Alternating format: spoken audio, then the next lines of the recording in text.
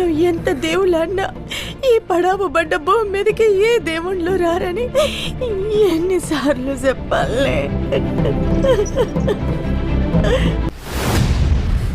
రాక్షసుడన్నా ఒత్తడేమోనని 25 ఏళ్ల తరువాత ఇచ్చిన మాట కోసం పుట్టిన నేలకి తిరిగొచ్చాడు.